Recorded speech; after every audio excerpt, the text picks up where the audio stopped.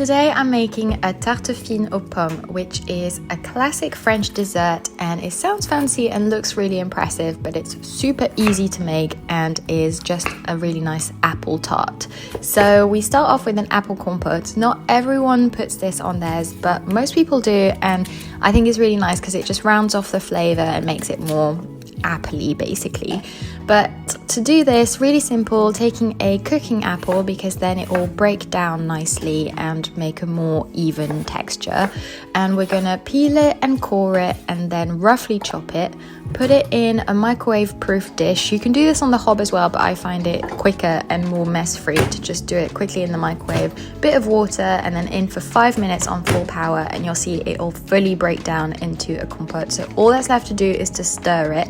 And then I'm adding in a bit of flavor, so I've gone with honey and vanilla, but you could put cinnamon sugar in there as well if you preferred it, and just stir that in, taste it to make sure it's as sweet as you like it, and then leave it to the side to cool while we prep the topping apple, which is a red eating apple. Leave the skin on because it's better for you and prettier, so it's a win-win.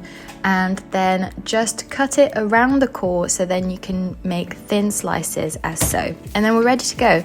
Taking some shop bought puff pastry, you can use short crust as well if you want, but more traditionally it's puff pastry.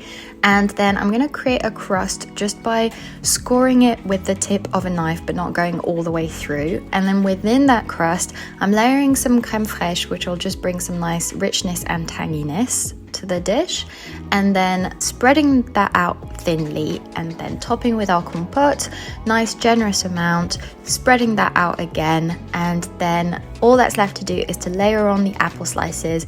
You can do this in just like straight lines or in a kind of flower pattern, whatever you fancy. I think this is the easiest and most effective, is just to do them in a line. And then it's baked in the oven for 20 minutes until it's nice and golden brown all around the edges, and it's ready to serve. Just cut it up into slices. Now traditionally you have it with a bit of creme fraiche on top, but you could have it with ice cream or just as is. It's even better when warm, and that's all there is to it. Hope you enjoy. Bon appétit, and make sure to subscribe for more.